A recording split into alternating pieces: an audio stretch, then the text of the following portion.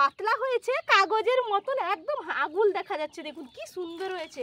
দেখুন হাতে দেওয়া মাত্রই কিন্তু একবারে গুড়িয়ে যাচ্ছে। এই দেখুন একদম গুড়িয়ে গেল। শম্পা কিচেন উইথ ভিলেজ ফুডে আপনাদেরকে স্বাগত। প্রতিদিনের মতন আবারও চলে এসেছি। আজকে আপনাদের সঙ্গে কিন্তু মজাদার একটা রেসিপি শেয়ার করব, যেটা সবারই প্রিয়। আর এখন তো বাজারে প্রচুর আম পাওয়া যাচ্ছে, আর বাড়ির গাছেও কিন্তু আম হয়েছে। বাড়ির গাছের আমগুলো এখনও কিন্তু ছোট আছে, আর বাজারের আমগুলো বড় বড় কিনতে পাওয়া যায়। তাই বাজার থেকে আপনাদের দাদাভাই নিয়ে এসছে। আজকে আম দিয়ে কাঁচা আমের পাঁপড় বানাবো। আর পাঁপড় তো সবারই প্রিয়। তাহলে কাঁচা আমের পাঁপড়টা আমি কি করে বানাই আপনারা দেখতে থাকুন। তার আগে কিন্তু আমাদের বাগানে কারি পাতা হয়েছে। পাঁপড়ের মধ্যে একটু কারি পাতা দিলে না খেতে দারুণ লাগে। আমি কারি পাতাগুলো তুলে আনি।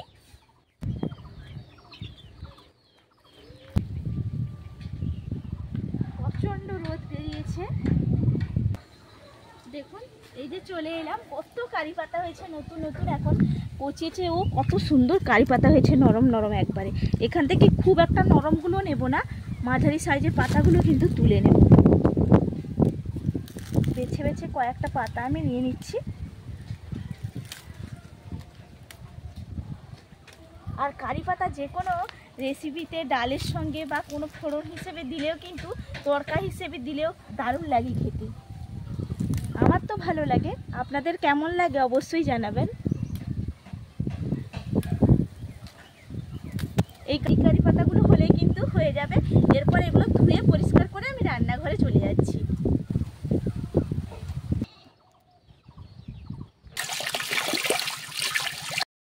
তো চলে এসেছি, সব কিছু গুছিয়ে নিয়েও বসে পড়েছি। আর এই যে কারি পাতাগুলো তুলে আনলাম, ধুয়ে তো নিয়েছি পরিষ্কার করে। কারি পাতাগুলো ছাড়িয়ে নেব প্রথমে, তারপর কুচি কুচি করে কেটে নেব।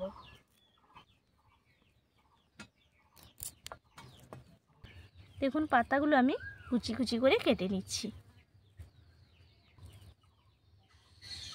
দেখুন কারি পাতাগুলো কুচি কুচি করে কাটা হয়ে গেল। এটা আলাদা করে রেখে দিচ্ছি।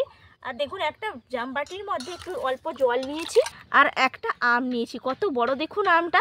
এই আমটা দিয়েই কিন্তু পাঁপড়টা বানাবো। আমটা প্রথম কেটে নেই। আর একটা কথা আপনাদেরকে বলে রাখি, এখানে আমি নিয়েছি 200 গ্রাম সাবু। সাবু দিয়েই কিন্তু পাঁপড়টা তৈরি হবে।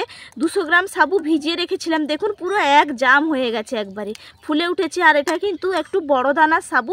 চেষ্টা করবেন যে বড় দানার সাবুটা নিতে, তাহলে কিন্তু খুব সহজেই গলে যায়। আর 200 গ্রাম সাবুতে কিন্তু একটা আম হলেই যথেষ্ট। কারণ বেশি আম যদি দেন তাহলে কিন্তু একদম টক হয়ে যাবে, পাঁপড়টা খেতে আর ভালো লাগবে না। এটা থাক, এটা আলাদা করে রাখছি। আমটা প্রথমে কেটে নেব।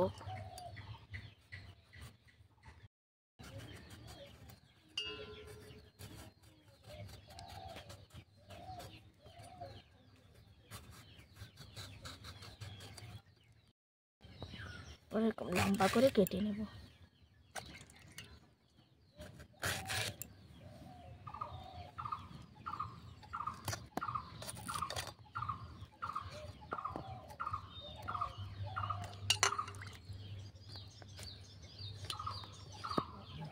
দেখুন আর এই যে ওপরে এই শক্ত আটিটা আছে, এটা কিন্তু কেটে ফেলে দিতে হবে। যদি না আটি থাকতো তাহলে ফেলতে হতো না। এটা কিন্তু আমি ফেলে দেব। একদম চেঁচে এই যে শক্ত আটিটা কিন্তু ফেলে দিতে হবে। দেখুন এইটা আমি ফেলে দিচ্ছি। আর পেছনের যে বাকি অংশটা আমি নিয়ে নেব। প্রত্যেকটাই কিন্তু এইভাবে আমি কেটে ফেলে দেব।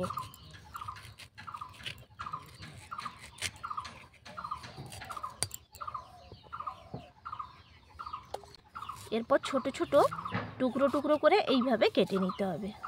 তার থালার মধ্যে রেখে দিচ্ছি।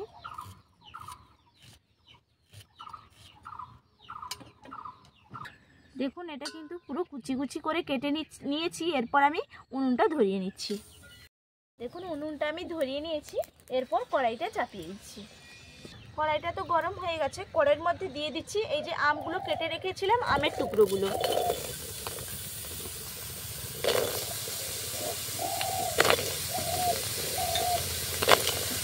এরপর দিয়ে দিচ্ছি জল। এটা কিন্তু ভালো করে সিদ্ধ করে নিতে হবে। এই জন্য আমি 1 বাটি জল দিলাম। 1 বাটি জল দিলেই কিন্তু সেদ্ধ হয়ে যাবে। এখানে সেদ্ধ হতে থাক। দেখুন আমটা সেদ্ধ হতে হতে আমি এইদিকে সাবুগুলো কিন্তু ভালো করে পেস্ট করে নিয়ে আসবো। তার জন্য আমি একটা মিক্সিং বোল নিয়েছি, একটু বড় সাইজের বোলটা নিয়েছি। এই বোলের মধ্যে আমি দিয়ে দিচ্ছি সাবুদানাগুলো, কারণ ভেজানো আছে, একটু জল দিতে হবে এর মধ্যে, না হলে বড়টা না হলে কিন্তু ধরবে না।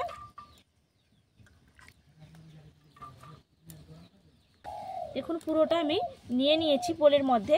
এরপর এই যে সাবু ভেজানো জলটা, এটাও কিন্তু ফেলে দেব না, এই জলটা আমি বোলের মধ্যে নিয়ে নিচ্ছি। এখানেও প্রায় 1 বাটি মতো জল আছে। দেখুন এই পুরোটা কিন্তু লাগলো না, আধ বাটি মতো লেগেছে। এরপর ঢাকা চাপা দিয়ে আমি এটা পেস্ট করে নেবো। যাই পেস্ট করতে করতে যদি একটু জল লাগে প্রয়োজন মতন, তাহলে দেবো আবার। কিন্তু সেদ্ধ হতে হতে আমি এটা পেস্ট করে নিয়ে চলে এসেছি, কারণ বন্ধুরা জানেন তো রান্নাঘরে তো এখানে কোনো লাইন নেই, ফাঁকা জায়গায় রান্না করি, এই জন্য বাড়ির ভেতরে আছে, আর আপনাদেরকে দেখানো হয়নি কতটা সুন্দরভাবে পেস্ট করে নিয়েছি। আমটাও কিন্তু একদম সেদ্ধ হয়ে গেছে। একটা হাতের মধ্যে তুলি আর আমটা একটু চেক করে নিই, এখন তো প্রচুর গরম, একদম কিন্তু সেদ্ধ হয়ে গেছে। আমি নামিয়ে নিচ্ছি। দেখুন আমটা তো নামিয়ে নিয়েছি, এটা কিন্তু ভালো করে ম্যাশ করে নিতে হবে। আপনাদের কাছে যদি ম্যাশার থাকে তাহলে ম্যাশার দিয়ে করবেন। আমার কাছে ম্যাশারটা নেই, এই জন্য আমি গ্লাস নিয়েছি, গ্লাসের পেছন দিয়ে আমি ভালো করে কিন্তু থেতলে নেব। দেখুন কি সুন্দর হচ্ছে, পুরো একদম পারফেক্টভাবে সেদ্ধটা হয়েছে। পুরো কিন্তু ভালো করে মিশিয়ে নিতে হবে, যেন একটুও দানা ভাব না থাকে। দেখুন ভালো করে কিন্তু গ্লাসের পেছন দিয়ে একবারে থেতলে মিশিয়ে নিয়েছি, আর একটু কিন্তু দানা ভাব নেই। এরপর আমি এর সঙ্গে মিশিয়ে নেব এই যে সাবুটা আমি পেস্ট করে নিয়ে এলাম, এই সাবুটা আমি মিশিয়ে নিচ্ছি এই আমের সঙ্গে।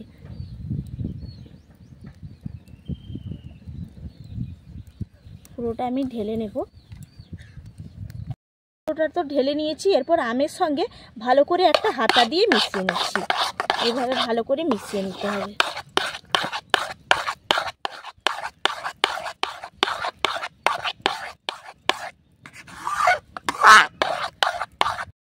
ভালো করে মিশিয়ে নিয়েছি।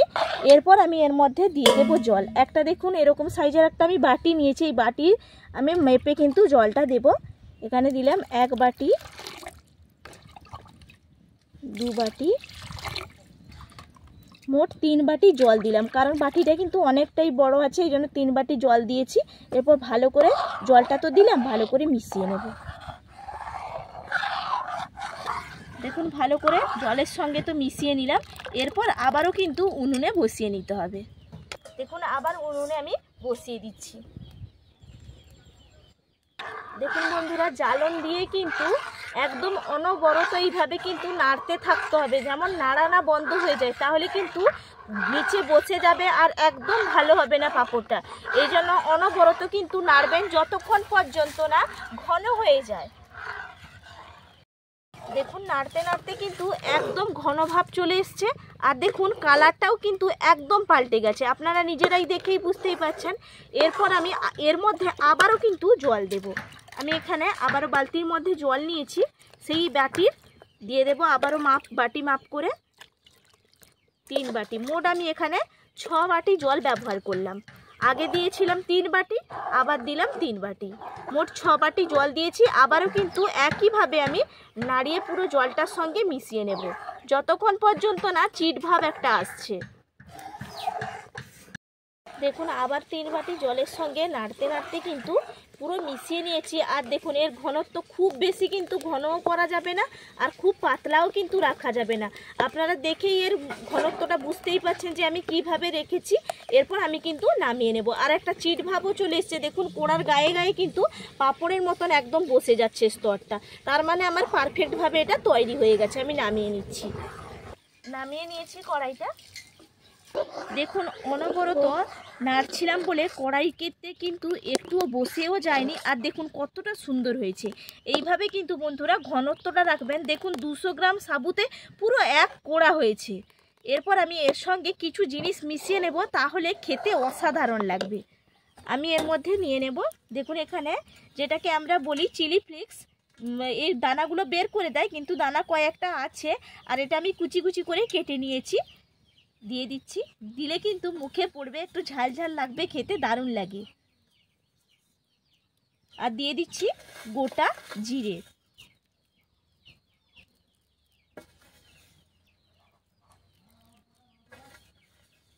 দেখুন কি সুন্দর দেখতে লাগছে। আর দিচ্ছি কারি পাতাটা, যে তুলে আনলাম কুচি করে রেখেছি কারি পাতা। কারি পাতাটা সম্পূর্ণ অপশনাল, আপনারা চাইলে নাও দিতে পারেন, কিন্তু দেবেন বন্ধুরা, খেতে অসাধারণ লাগে। সব তো দিয়ে দিলাম, এরপর ভালো করে মিশিয়ে নিচ্ছি। দেখুন কি সুন্দর কালারফুলও হয়েছে দেখতে। আর দিয়ে দেব এখানে লবণ। লবণটাও কিন্তু প্রয়োজন, তাহলে খেতে কিন্তু স্বাদ হবে দারুণ। লবণটার পরিমাপ অনুযায়ী আপনারা দিয়ে দেবেন, যে যেরকম সাবু নেবেন সেরকম কিন্তু পরিমাপ অনুযায়ী আপনারা দিয়ে দেবেন। দিয়ে দিয়েছি, এরপর ভালো করে মিশিয়ে নিচ্ছি। দেখুন কি সুন্দর কালারফুল দেখতে লাগছে। আর এর সঙ্গে আমি মিশিয়ে নেব গ্রিন ফুড কালার। আপনারা চাইলে নাও দিতে পারেন, কারণ যেহেতু কাঁচা আমের বানাচ্ছি, সেই কাঁচা আমের একটা ফ্লেভার আসার জন্য, ফ্লেভার কালারটা দারুণ আসবে বলে আমি গ্রিন ফুড কালারটা দিচ্ছি। এটা কিন্তু কোনো রকম ক্ষতি হবে না, কারণ এটা খাবার ফুড কালার। এটা আপনারা চাইলে নাও দিতে পারেন। আমি এখানে ফুড কালারটা একটু দিয়ে দিচ্ছি।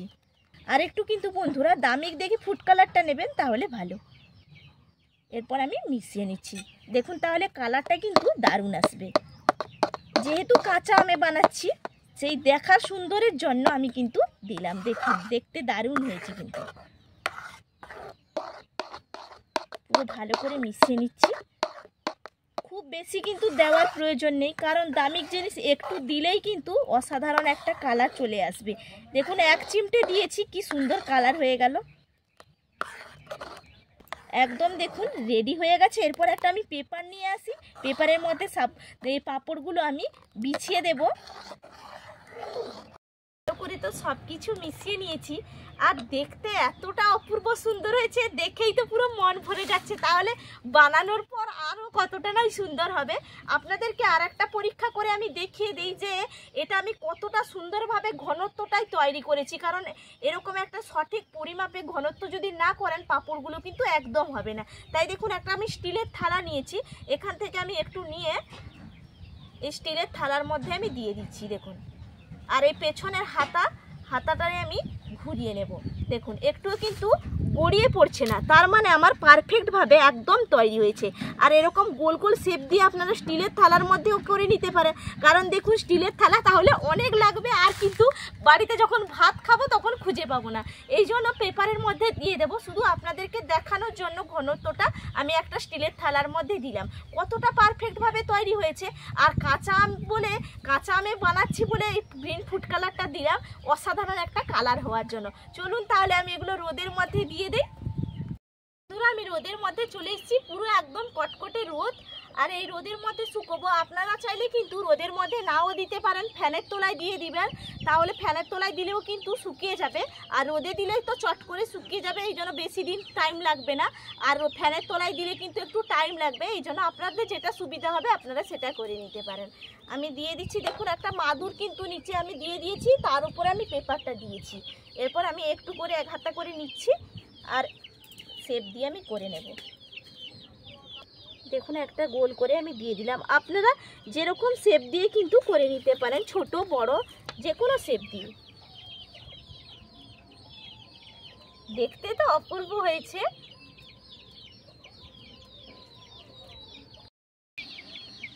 দেখুন কতগুলো পাঁপড় হয়েছে, আর দেখতে কি সুন্দর অপূর্ব লাগছে একবারই।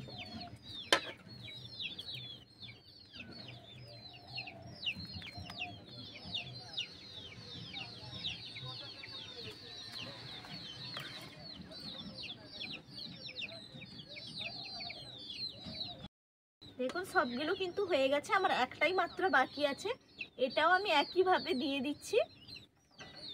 এরপর এটা শুকোতে থাক, তারপরে ভেজে তো আপনাদেরকে খেয়ে তো দেখাবোই অবশ্যই। বন্ধুরা 2 দিন তো পুরো পাক্কা রোদের মধ্যে দিয়েছিলাম, 2 দিনও পুরো লাগেনি। আর এত চড়া রোদ, একদম শুকে গেছে। দেখুন আর কি সুন্দর হয়েছে, পুরো খটখটে শুকনো হয়েছে। আর পুরো দেখুন পাতলা হয়েছে, কাগজের মতন একদম আগুল দেখা যাচ্ছে। দেখুন কি সুন্দর হয়েছে, প্রত্যেকটা পাঁপড় অসাধারণ হয়েছে। আমি ঝুড়ির মধ্যে তুলে নিচ্ছি।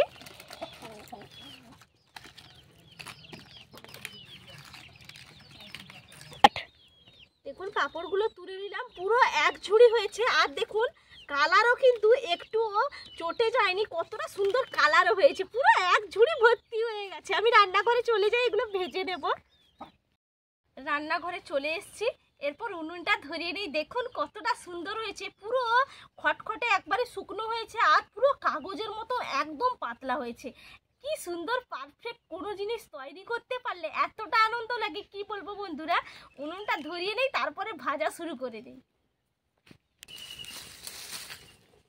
দেখুন আমি উনুনটা ধরিয়ে নিয়েছি, কড়াইটা চাপিয়ে দিচ্ছি। কড়াইটা গরম হয়ে গেছে, কড়াইয়ের মধ্যে দিয়ে দিচ্ছি তেল। দেখুন তেলটা কিন্তু গরম করে নিয়েছি। এরপর একটা একটা পাঁপড় দিয়ে আমি ভেজে নেব। দেখুন কি সুন্দর, দেওয়া মাত্র পুরো ফুলে উঠছে আর দেখুন কি দারুণ হয়েছে। দেখুন কি সুন্দর হয়েছে ভাজাটা, আর ভাজার পরেও কিন্তু কালারটা অসাধারণ আছে। আর একটা বড় ছান্তার মধ্যে নিয়ে নিচ্ছি, তাহলে একদম কিন্তু নিগড়ে তেলটা ঝরিয়ে যাবে। এরপর একটা ঝুড়ি নিয়েছি, ঝুড়ির মধ্যে আমি রেখে দেব। দেখুন কি সুন্দর, কত বড় একটা পাঁপড় হয়েছে, এটা কি দারুণ লাগছে। আর দেওয়া মাত্র ফুলে উঠছে, আর সামান্য তেলেই কিন্তু বন্ধুরা ভাজা কিন্তু হয়ে যাবে। এগুলো এক ঝুড়ি হয়েছে মাত্র 200 গ্রাম সাবু দিয়ে, পুরো এক ঝুড়ি পাঁপড়।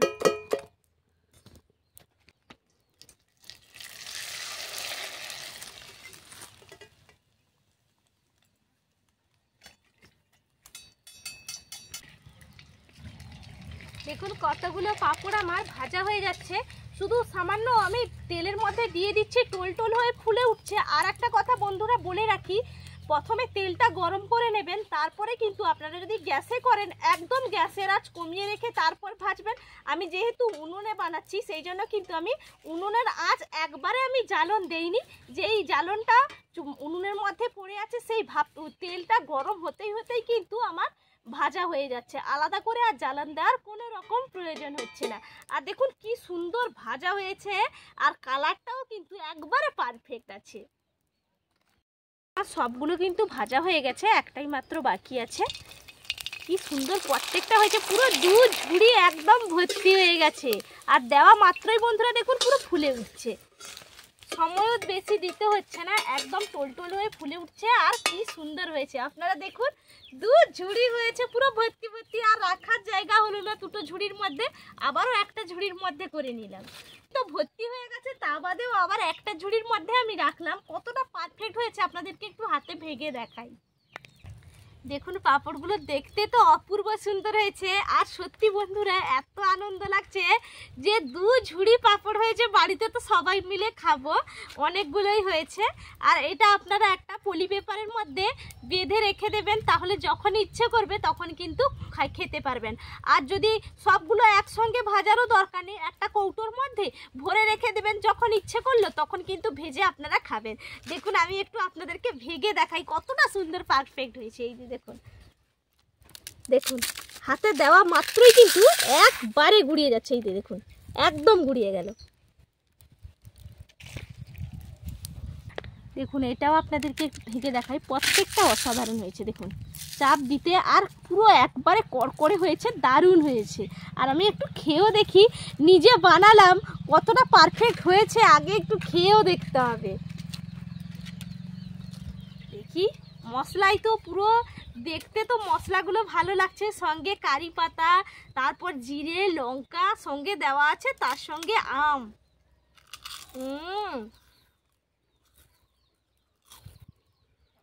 আওয়াজটা তো শুনে বুঝতেই পারছেন যে কতটা মুচমুচে হয়েছে। আর খেতে তো হেভি হয়েছে, কারণ আমটা পুরো পারফেক্ট হয়েছে। টক সামান্য একটু টক টক ভাব লাগলে কিন্তু খেতে ভালো লাগবে।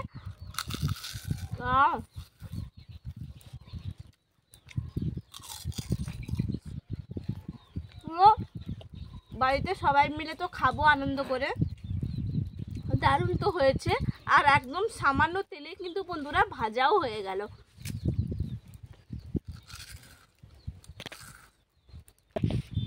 আশা করি বন্ধুরা সবারই কিন্তু ভালো লাগবে, সবাই বাড়িতে অবশ্যই বানাবেন। এখন কাঁচা আমের সিজন, বানাবেন। আর প্রচণ্ড রোদ, কোনো রকম সমস্যা নেই, যদি রোদও না থাকে ফ্যানের তলায় দিয়ে কিন্তু শুকিয়ে নিতে পারবেন, খুব একটা বেশি টাইম কিন্তু লাগবে না। আর ভালো লাগলে চ্যানেলটা সাবস্ক্রাইব করতে বন্ধুরা ভুলবেন না, পাশে থাকা বেল আইকনটা প্রেস করে রাখবেন, তাহলে আপনার কাছে সবার আগে নোটিফিকেশানটা পৌঁছে যাবে আর আপনারা নিত্য নতুন রেসিপিগুলো পেয়ে যাবেন সবার প্রথম। আর যদি ফেসবুক পেজ থেকে দেখে থাকেন তাহলে ফেসবুক পেজটাও ফলো করে রাখবেন। আর সবাই ভালো থাকবেন, সুস্থ থাকবেন, সবাইকে অনেক অনেক অনেক অনেক ভালোবাসা। সবাই ভালো থাকুন, টাটা।